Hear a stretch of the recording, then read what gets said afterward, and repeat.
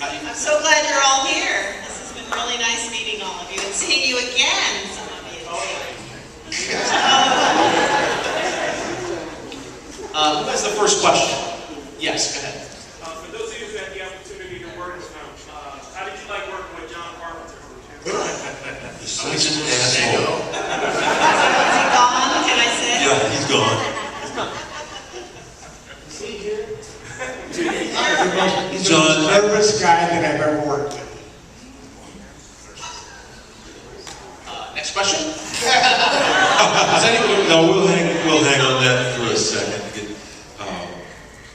Anybody who's worked with John knows he's a top pro, first class. Absolutely. John wanted to be a filmmaker, knew what he was going to do. Since I first met him in the stairwell of College High, my little high school. It was also my grade school and John's, and in Bowling Green, Kentucky. And we bumped into each other there. He was a year older, therefore a big kid. And we started to have a fight right away. So that's the history of our relationship. Anyway, John was very well self-directed from as long as I can remember. He knew exactly what he wanted to do, and he went after it like a laser beam. So you can imagine by the time he actually was on the set of his first movie, which was called Dark Star, a student film that turned into a feature, he was prepared. He was all pro even then. University of Southern California didn't do him any harm, or me, or others. Go, USC, cinema. And everybody will say, yeah, they trained him well, and a total pro, and an easy guy to work with, good sense of humor, likes an easy set, fun set, and all-around good guy. We can entertain you with a little music. We've got 2/3 of the Coupe de Villes here. Yes. Oh. Let's see. Let me count the ways. It was always a growing experience to work with John. And it was each time was going to another level, and it was. I did 7 movies with him, and I always felt each time was a new experience and a good experience. Felt always a good communication. Back in when there wasn't, keep your mouth shut. That's all. Anyway. Some directors don't like working with children at all. I think John, he was a good director for child actors. I didn't get a lot of work as a child actor, and he was very good, very easy to work with, very comfortable on the set, not stressful at all. Very enjoyable time. One of the most fun, enjoyable times that I had working at that period in my life. I'd like to say that I made a comment earlier that he was the most nervous director I ever worked with. That's only because he wrote on a picture he signed for me years ago. It said, "Dick, you've got to relax."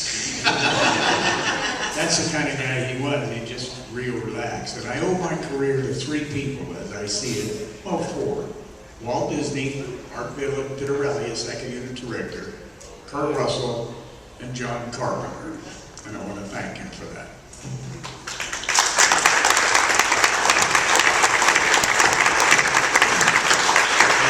I worked with John on The Fog. He directed that, and I had a wonderful time doing it. And he kept sort of like relax. He kept telling me, "Take it down, Tom. Take it down." So I tend to be a noisy kind of a guy, but I thought that film worked out well, and I did. He produced Halloween 3. Tommy Lee Wallace directed and did a masterful job at that. And yeah, I got nothing but good stuff to say about John. It's nice to see him again. I haven't seen him in a long time, and it was nice to see him here this weekend.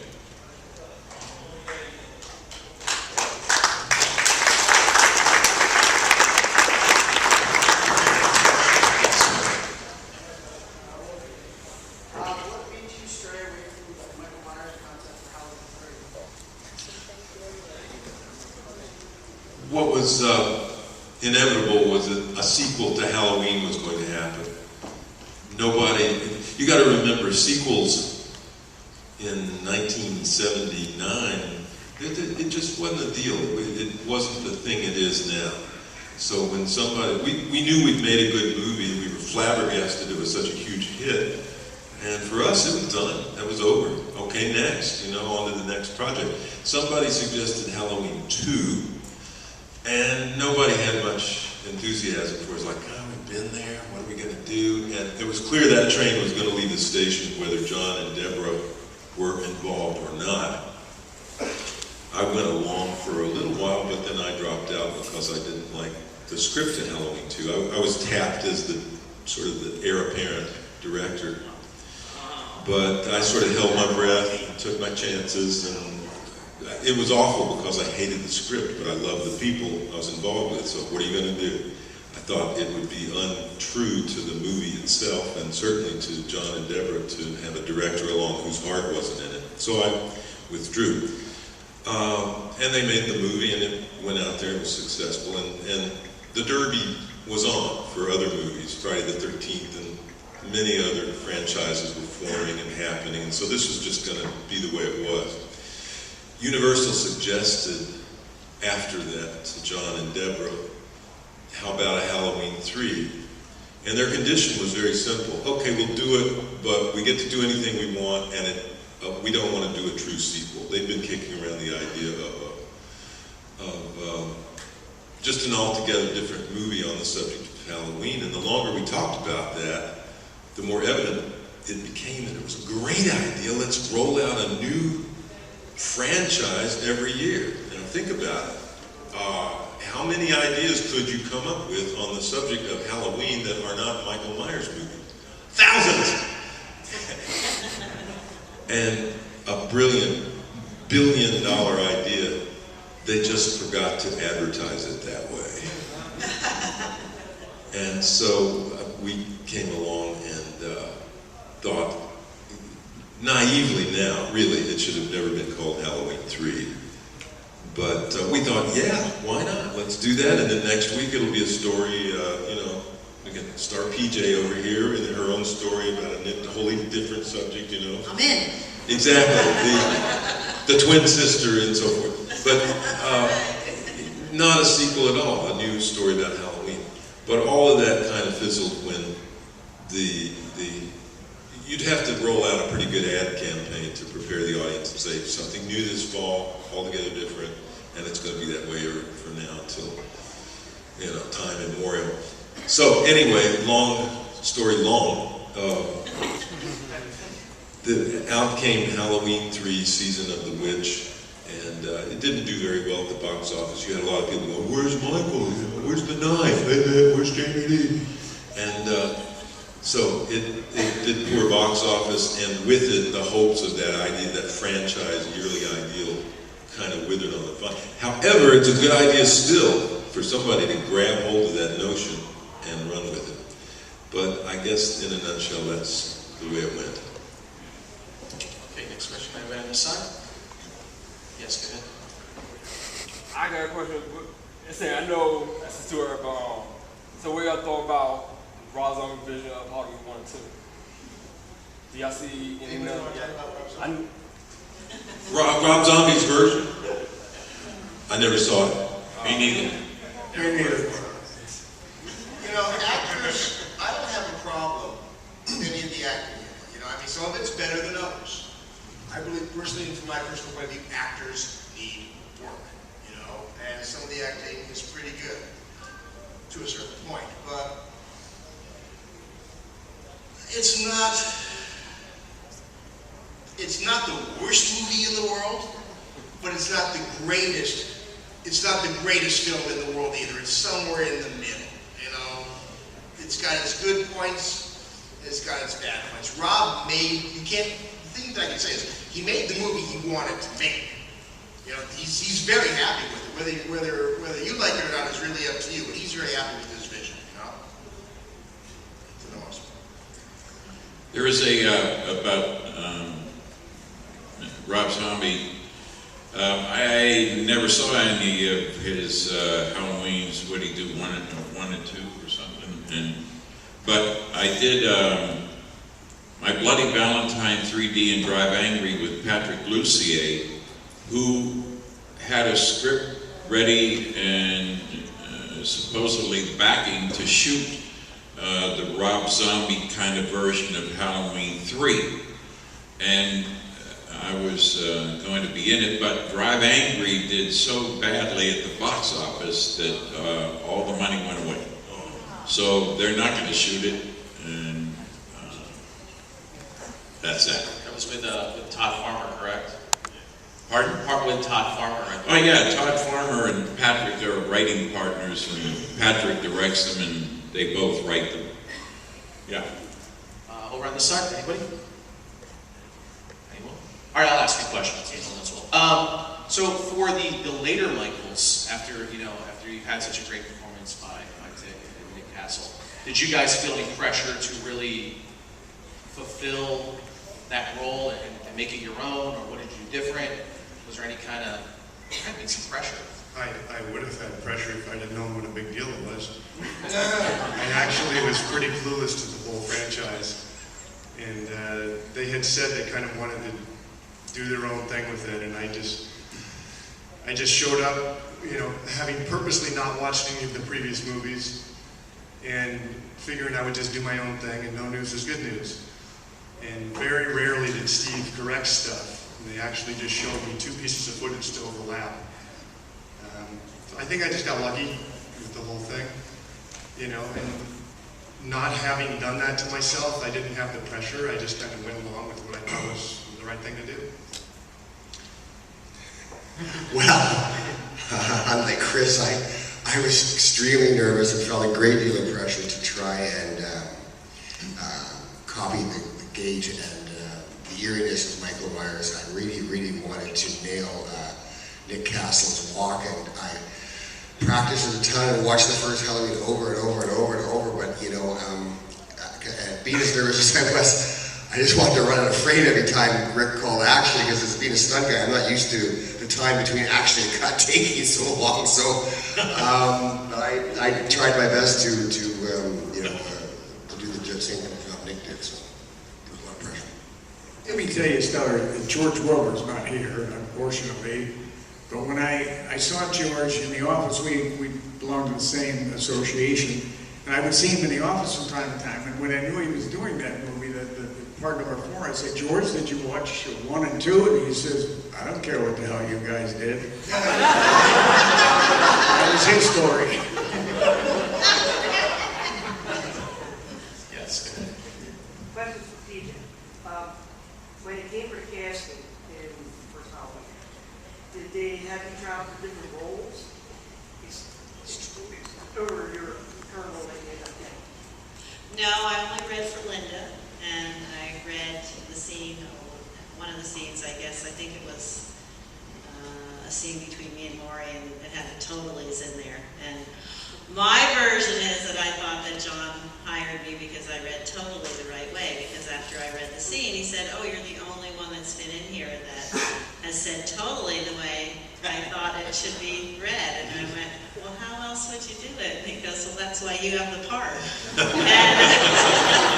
that was really unusual, because you never went on an audition where the director told you, 10 minutes after you read for the audition that you have a part. So I was just excited as could be, and oh my God, he said, "Could you please stay and pick your boyfriend?"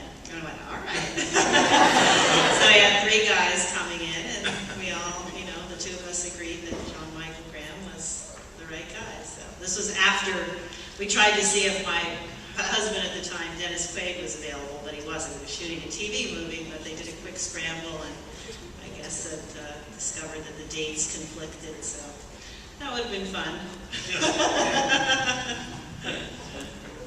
This side, anybody? Or anyone? Yeah. Oh, I can. Out of all the movies in the original franchise, is their favorite that you guys have watched? I like the first. I like the first one. I like 1 and 3. I Me too. I like the first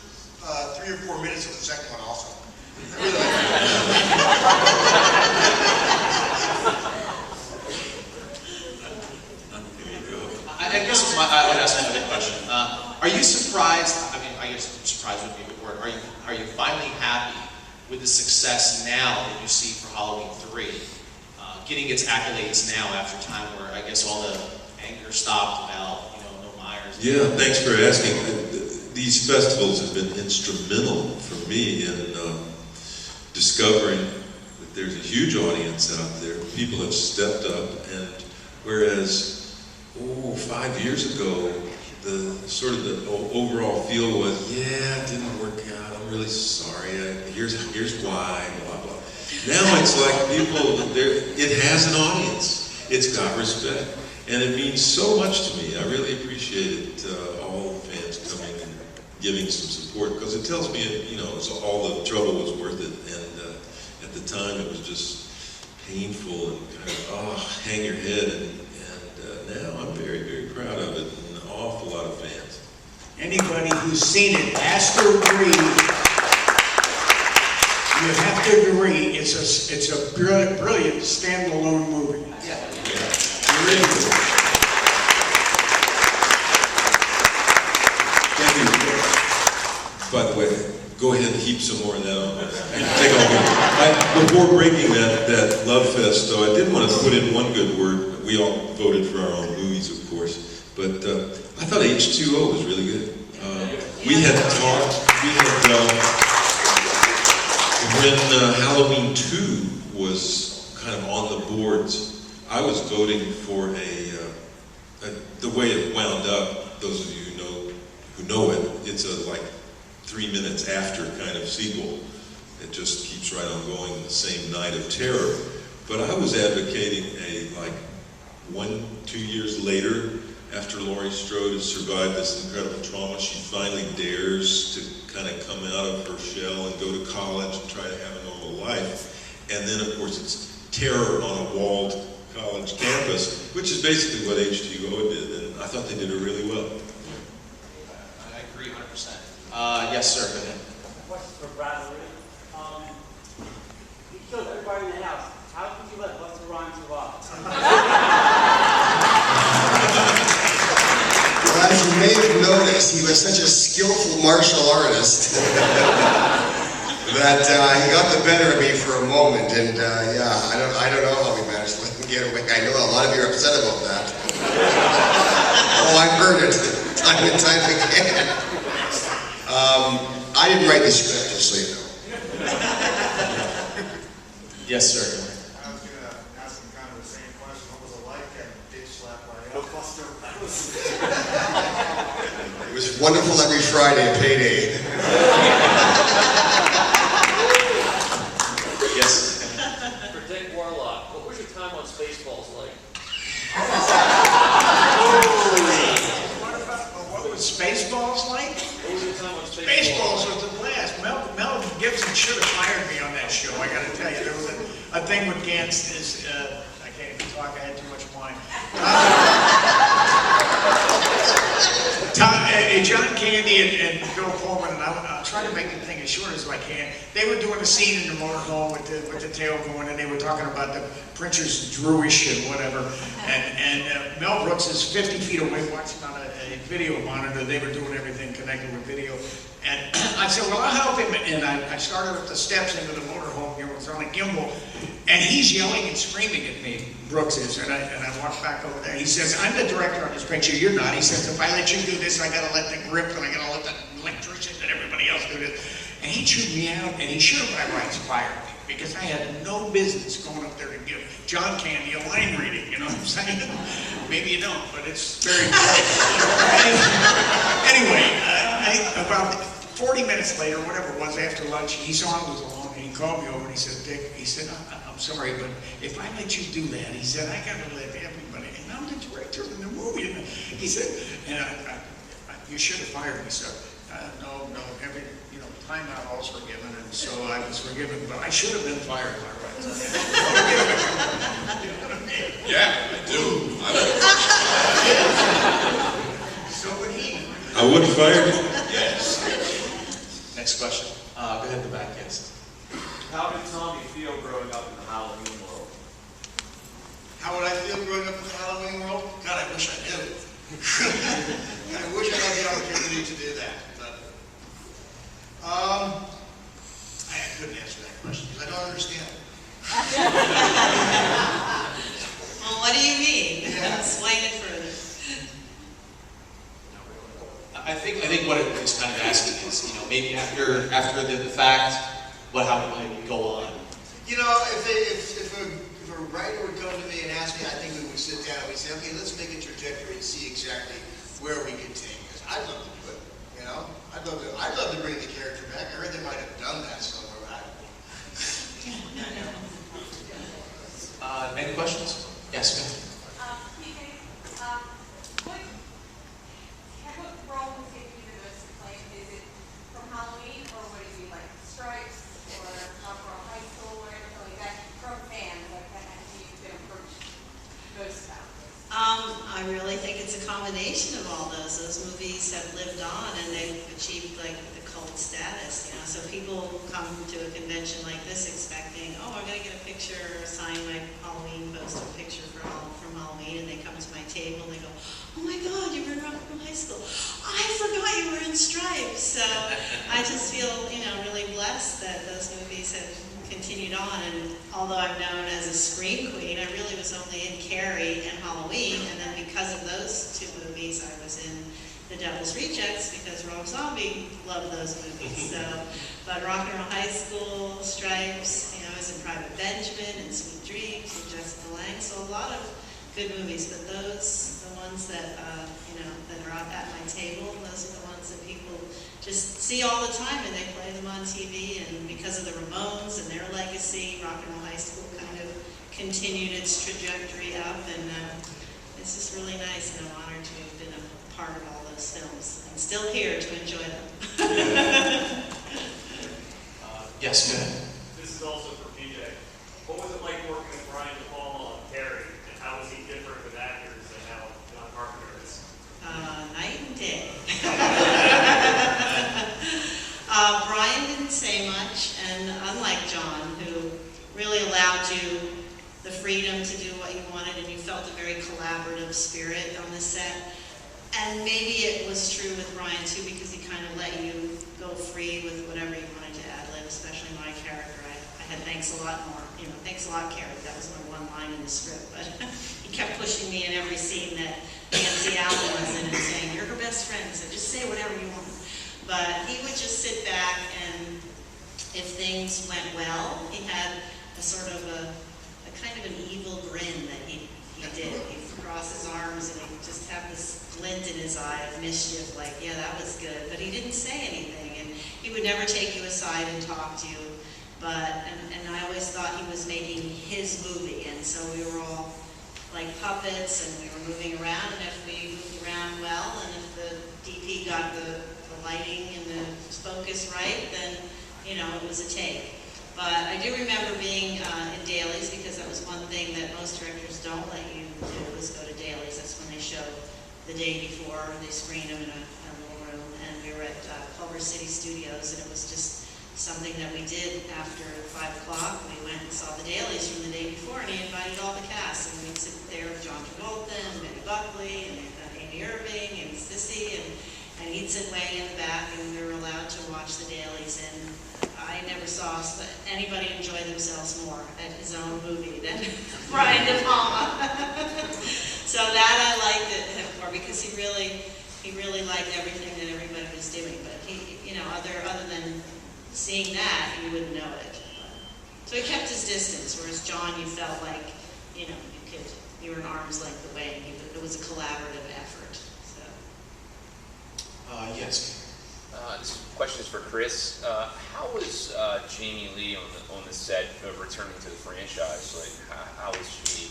I understand she was originally a little bit hesitant to come back to it, and then she got on board in a big way. And she was as hands-on as you can be as a star, and to the point where she would get frustrated that she couldn't help somebody move a light or do something to set up. She really wanted to be involved, but of course you can't, because she's the star and she could get hurt on something, and we're all down.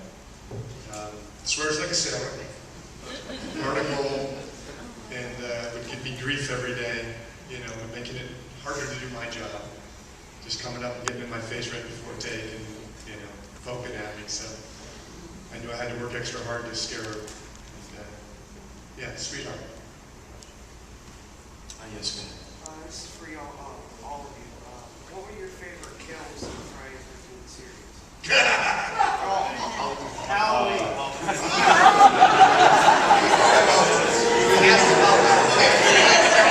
I'll touch that. My favorite kill on the Friday the 13th? No, I don't touch that. Favorite kill on Friday? I like watching Betsy Palmer's head get chopped off. I love Betsy Palmer. You blew your chance, man. Yes. This is for Tommy Lee Wallace. For, I guess, independent filmmakers, what would you recommend for them to do to try to get themselves noticed and try to get a film career? Well, it's changing. 15, 20 years ago, I'd have said you got to go to Hollywood or New York, and that's that. People are making films out of their trunks of their cars now and achieving some success at it. So I would say let's go a little deeper.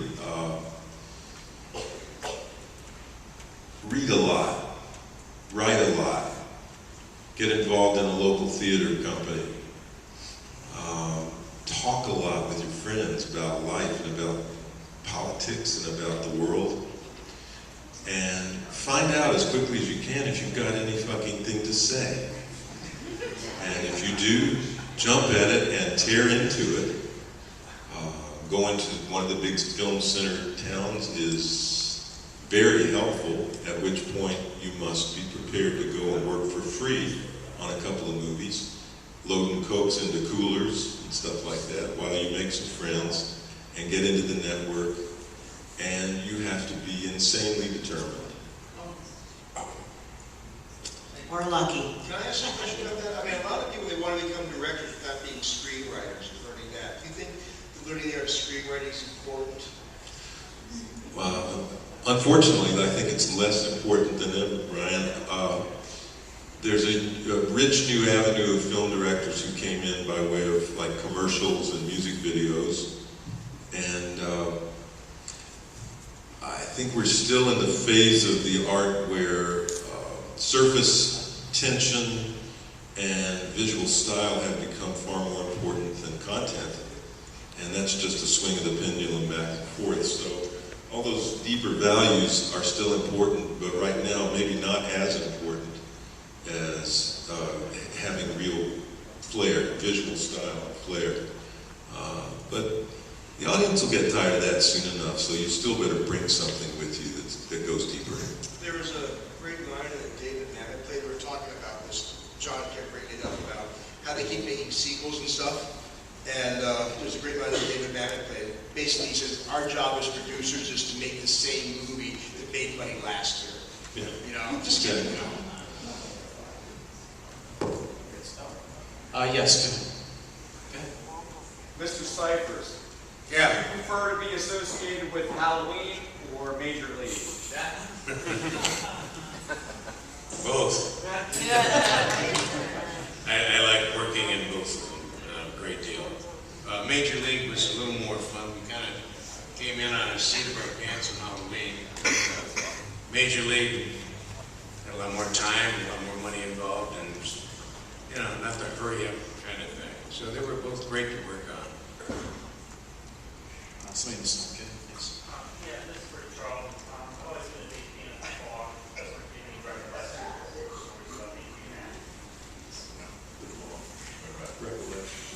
My recollections. Yeah. Also, Cyphers. Oh, Bob, you want to go first? Yeah.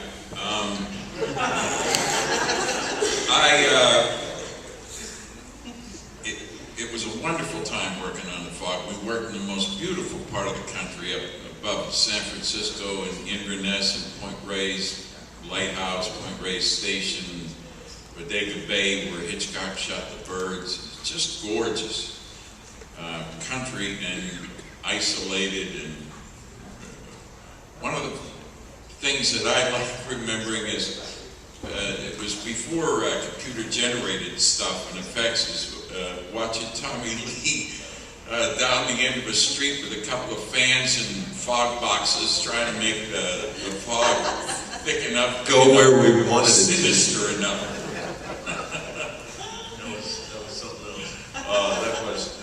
I love being up there. That was great. I think John and Adrienne, who he was married to at the time, or going with. They were dating, underway.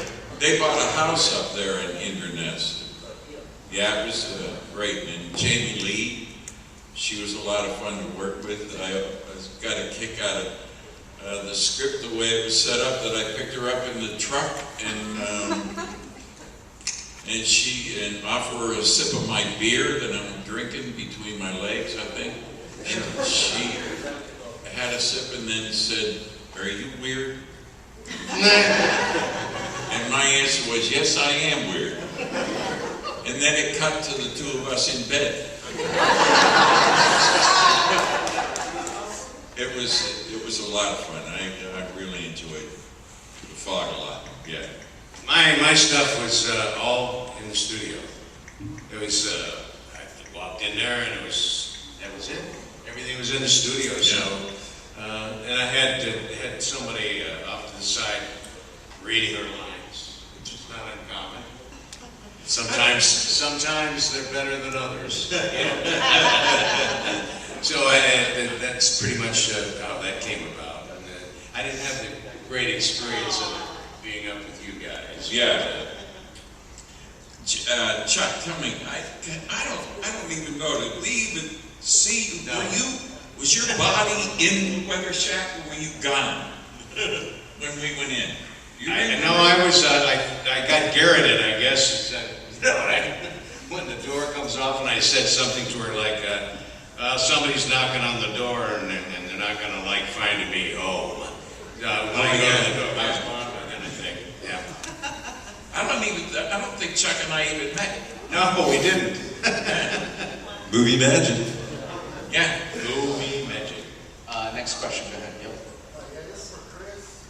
How was it working with Josh Hartman on that show? Josh was new, man. He'd come off a modeling gig. He showed up kind of super casual, just hanging out, doing his thing, and he was really cool. He was very nice to me the whole time.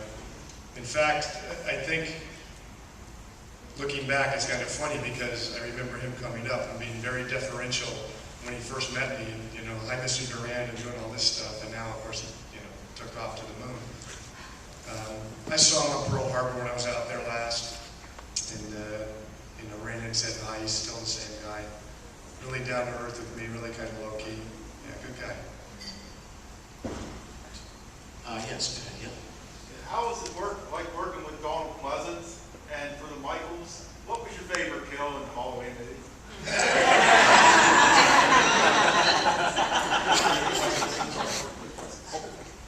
With Donald Pleasance, I worked first with him in Escape from New York, briefly, but I found him to be one of the most professional guys I've ever worked with. He knew everybody's dialogue and just a consummate professional. He wasn't one that would hang around in the chairs, which they had for the actors. They had Atkins' name on one and Tommy's name on another. But, he was in his room. He was quiet, but he was really a pro. And then having the privilege to work with him throughout the Halloween 2 movie, it was just. It's really hard to describe when you work with a guy like that. It's like the same thing with Mr. Carpenter or Tommy. Tom. It's such a privilege to work with these guys. I mean, I can't begin to tell you. Even these fellas, you know what I'm saying? The different stunt guys I work with. My favorite kill was the hot tub scene in Halloween 2. Although everybody thinks, I've had guys come up and say, well, what I said, I didn't even see those things until I saw the movie. Everybody else saw them before I did, But Susan, Pamela Susan Shoup, she's a sweetheart, and I've got a great still of her at home, and she said, don't you ever release that on YouTube. Yeah, I had Donald was like, actors, when you have somebody like him that you can bounce off of, that's great, because, you look in this guy's eyes and they're going, and you go, this dude's off. No, but I mean, top-rate professional.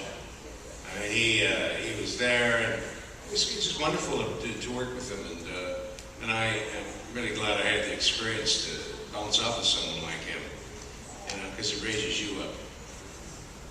That's pretty much it. My favorite kill on Halloween has to do with the cutting room. Down in the kitchen when your boyfriend, Bob, sorry. I don't know the names of these guys. He was getting me a beer.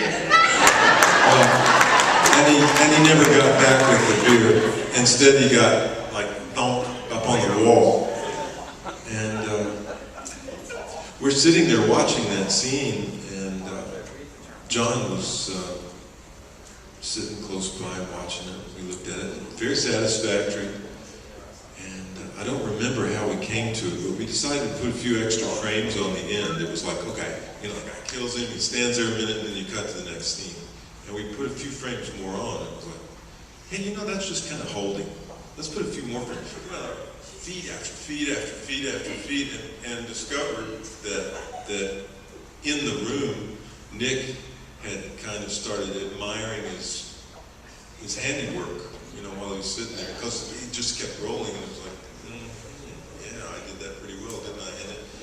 So we wound up putting back, it must have been 20 more seconds. I don't know how long it goes on in the movie, but it said suddenly so much more about the shape and what's going on in that really twisted mind of his. He's not just killing these people, he's actually admiring his work. Oh no, I'm scareder than I was before. So I thought that was nice subtlety, to just hang on there for a while longer. Yeah. Ryan, you had He's always right. One of my favorite, John Michael Graham's death is just, it's a beautiful work of elegance. I like the way it's lit. I like the way it's photographed. I like the way it's cut together, from the hand, when John Michael Graham goes downstairs, Michael's behind that door. No, he's behind that door. He's going to be behind one of these doors. There he is. The hand to the neck, the raised, the feet off the ground, the close-up of the two faces, the stab, the silence. It's a real nice cinematic work of art, the tension, the feet going down, it's just, and you just feel chills. It's one of those moments where if you brought your date, you're both going this. So I really like that, And I also like the sudden humor, because, it's a very frightening scene, and then a couple seconds later, there he is in the sheet, and there's a sudden tension release, because that PJ's about to die next, Totally.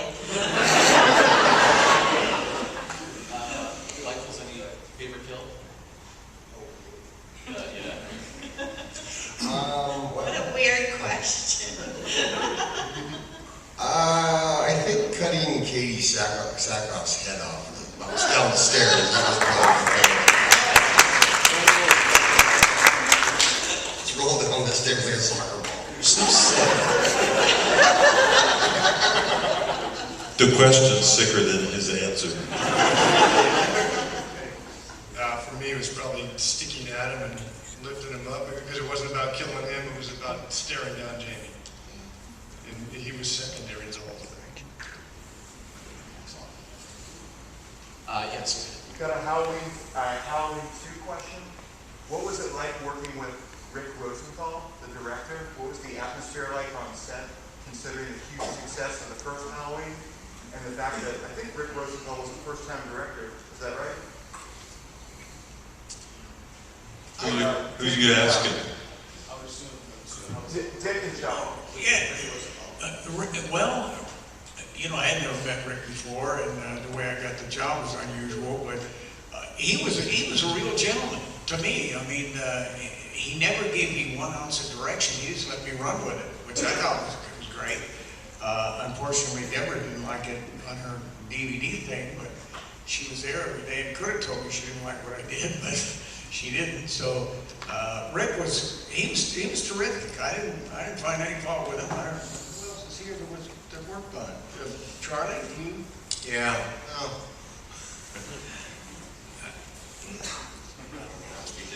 Is that called damning with faint praise?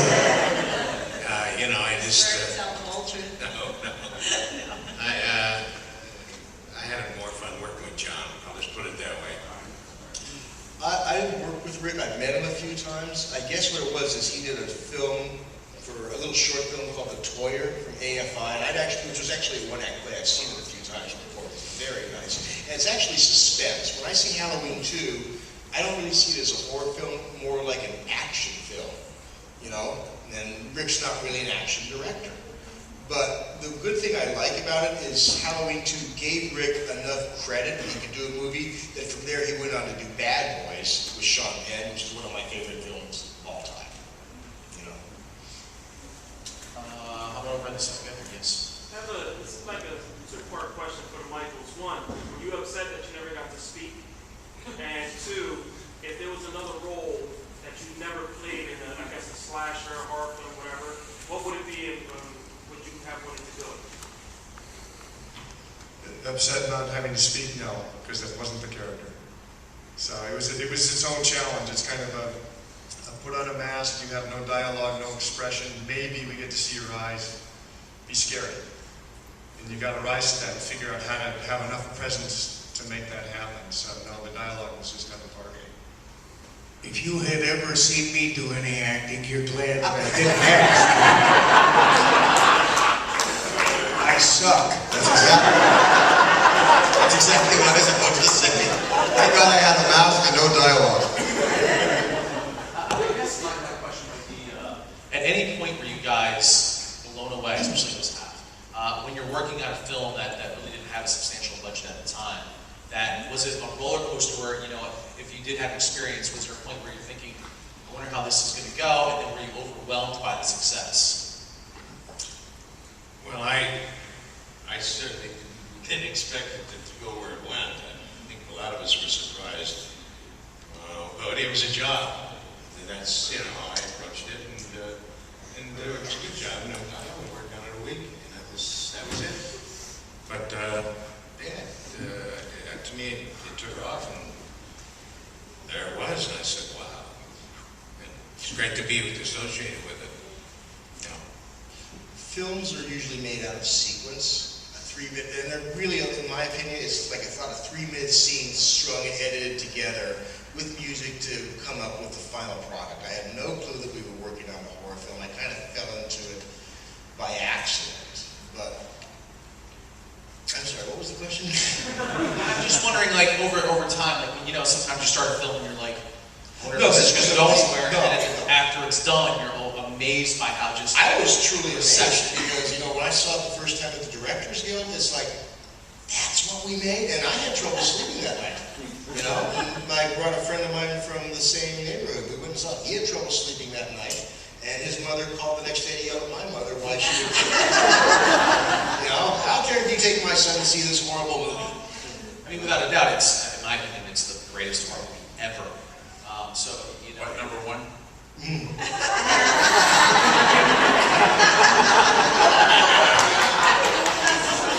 I'm not sure if there's really a right answer, but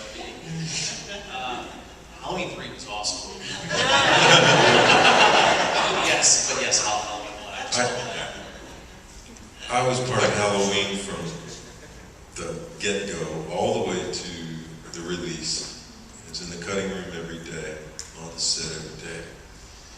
And anybody who knows anything about screenwriting knows that John and Deborah wrote a really, really lean, mean, wonderful, smart script. So there was no doubt in my mind we were going to make a competent horror film. The original title of this movie was The Babysitter Murders, so we were under no delusions that we were making high art or anything.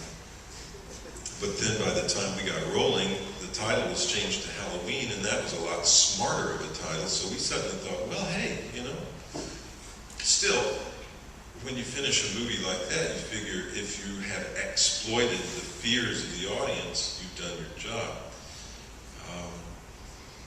And then we finished it off and mixed it. And at that point, I knew we had made a really good movie. I don't think anybody could have predicted what came after that. But we had a right to expect something in the way of success, because even if it was just hardcore exploitation fans, we did the good job. We knew that the day we auditioned the Shape Mask. And even before we really got used to John and Deborah's good script, we're looking at this guy walks out. I've fooled around with the mask, and there was also an Emmett Kelly mask, a clown mask, a story I've told many of the people in this room today. And the clown mask came out, and the guy modeled it, and we all went, ooh, that could work. That's eerie and kind of screwed up and strange. That could work. Shape mask comes out. Oh, fuck me. We are onto something. And when you can do that before you've even got your story, or you got a situation where you can add some music, just take a picture of this, you know you're going to get somewhere. So success was no surprise. The level of success was astonishing. Something I was going to mention, it certainly gave a boost to my career. All of a sudden I was being recognized on the street, and I started getting a lot more auditions. You know, and that was certainly something. Did you find the same situation, PJ? It took a while, didn't it, for Halloween to sort of... It did. Yeah, it wasn't an overnight. Was it? Yeah. I mean, But once you know... It took several months for it to really build its momentum. But for an actor, once you're in a starring role, they start calling your agent. Oh, yeah. You know? You're on the top 10 list. Right. We'll see her. Or if they can't get PJ, we want a PJ Souls type. Yes, go ahead. Sure. Almost have it. For the release date of all the Halloweens, with the exception of Resurrection, who came out in June, why was it released in August? This just seemed like everyone was released in August. What your release people are hoping, desperately praying that happens is it comes out, it builds slowly, and by the time Halloween, the date on the calendar is up, it is roaring, and everybody's going to see it, because by the time you get to November the 3rd, it's, you know, the curve is deep. It's like, wait, that's called Halloween, that's old. We're in November now, so you want to release, you want to give it enough time to make some money before the actual date on the calendar comes along. Questions? Yes, I know this Bill wrote Mustafa Akkad. What about Mustafa? I said, do he have a show on his Halloween set? No, he was the perfect financier. He may have popped in once with his kids to shake hands with the stars and stuff, but he was pretty invisible. So was Irwin Yablans. They did what great executive producers do, which is get us the money and then get out of the way.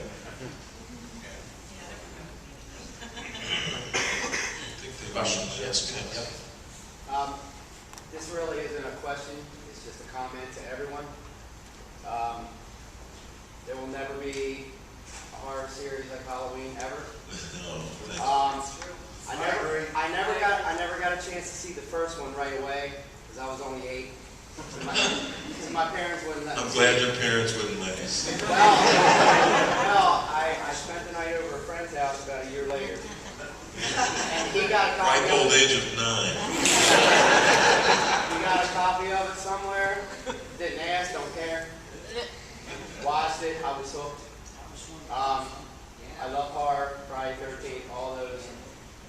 Never prepare for this right here. Thank you. Period. Thank you.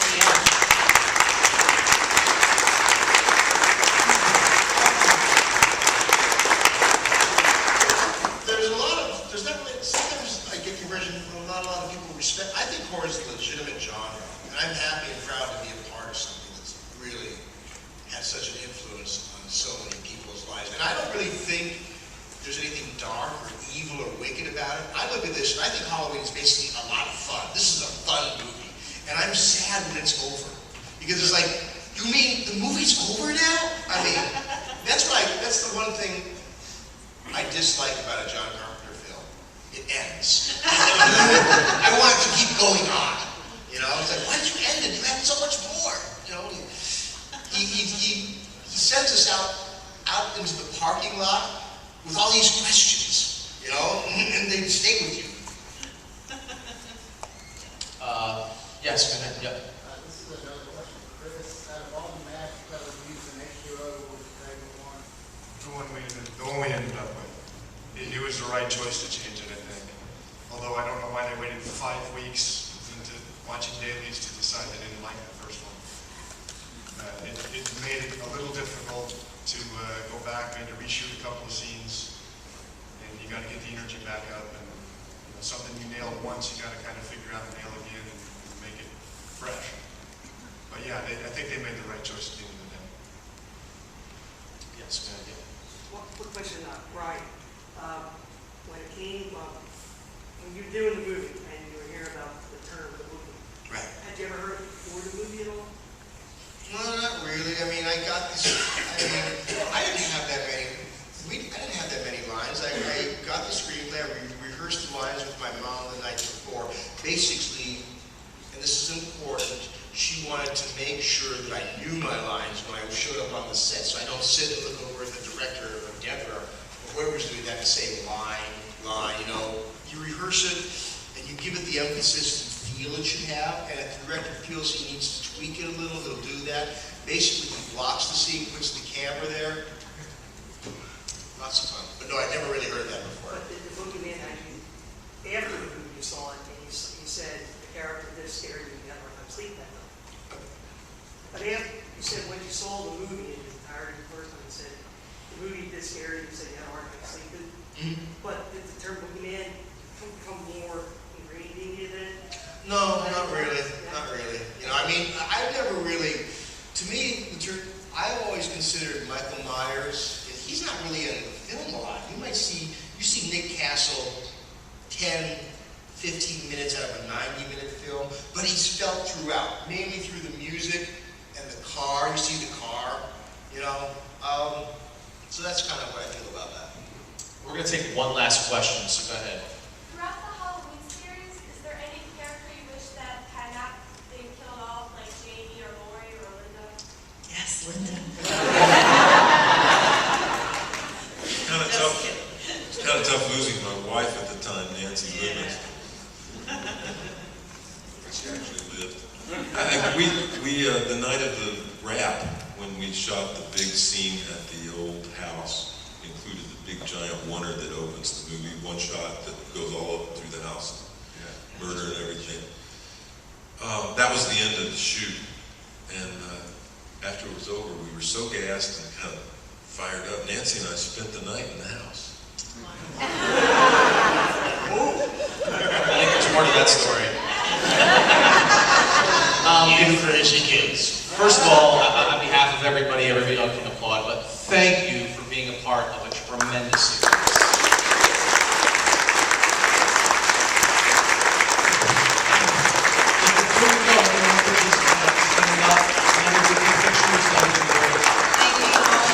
I'm going to run to applause for these guys. Thank you.